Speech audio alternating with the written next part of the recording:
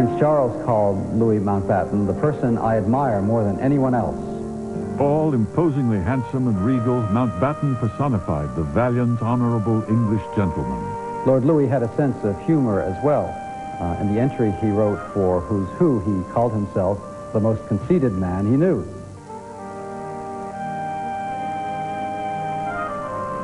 Louis Francis Albert Victor Nicholas Battenberg, later called Mountbatten, was born on the grounds of Windsor Castle on June 25, 1900.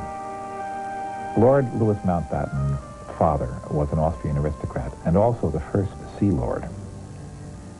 His mother was the granddaughter of Queen Victoria. As befitting the son of a first Sea Lord, Dickie, as he was known to his friends, entered the Royal Naval College at 13. A midshipman at the age of 16, he took part in the epic Battle of Jutland during World War I.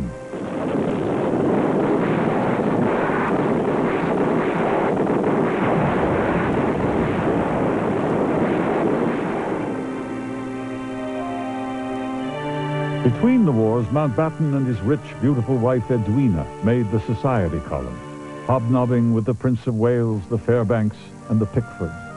Cole Porter put Mountbatten into one of his songs. Mountbatten was a swashbuckling naval hero of World War II. His destroyer, HMS Kelly, was so badly damaged by mines and torpedoes that his squadron commander signaled, "Abandon ship, I'm going to sink you." Mountbatten signaled back, "Try it and I'll bloody well sink you." Churchill made him the chief of combined operations, and he directed the British participation in the invasion of Normandy. At the end of his career, really, when most men could have thought perhaps of an honorable retirement, Lord Louis was asked to undertake one of the most difficult assignments ever given a British civil servant. That was to become the last Viceroy of India.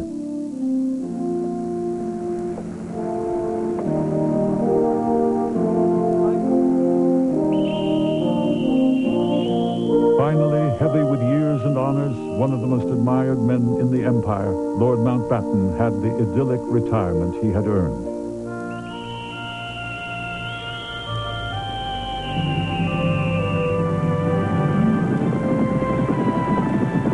He owned an estate in Ireland, and he vacationed there frequently.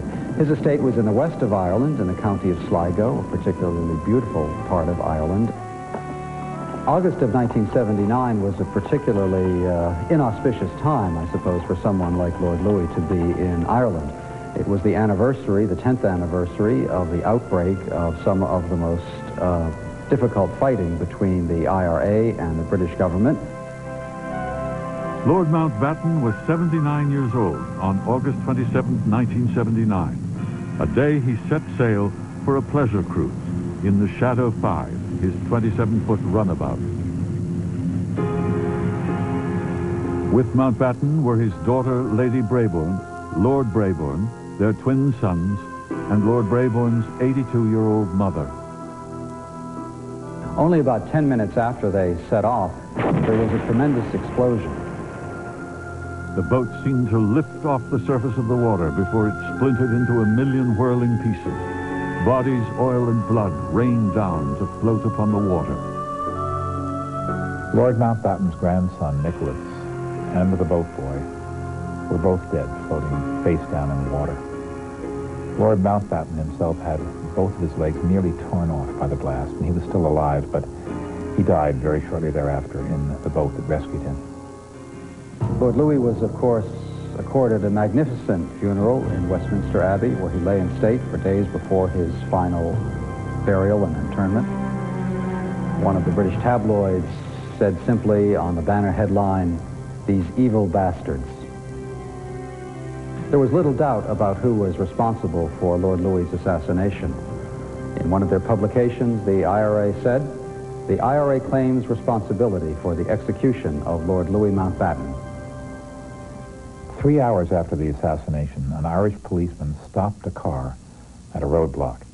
And there were two very nervous men in the car. One of them was Thomas McMahon. McMahon had traces of nitroglycerin on his clothes. On his feet was sand from the slipway where the boat had been moored, and there were flecks of green paint from the boat on his clothes. It came out that McMahon had slipped aboard the unguarded boat at night to attach a radio-controlled bomb that he detonated from a headland overlooking the harbor. The murder of Lord Mountbatten had been the result of a rivalry between two factions in the IRA. One wanted to better the other. The one that McMahon did not belong to had murdered a member of Parliament on Parliament grounds just a few weeks before. And his faction was going to do them one better. One IRA commented, "We're going to tear out their sentimental imperialist hearts." McMahon was convicted of assassination and sentenced to life imprisonment with no appeal. The typical fate of the assassin was his. It's difficult to understand in many ways what the IRA thought it was doing by assassinating Lord Mountbatten.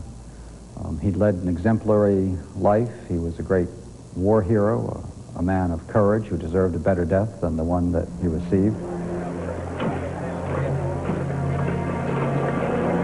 McMahon's murderous ambush changed Ulster to an even grimmer world. The North hardened its rage unalterably, and the IRA's path became harder, not easier. The Irish would be bleeding for decades more. In the subsequent 10 years, there were some 3,000 new killings and 40,000 injuries. When Lord Louis Mountbatten was asked, was he afraid of the IRA, he said, "Why would they want an old man like me?"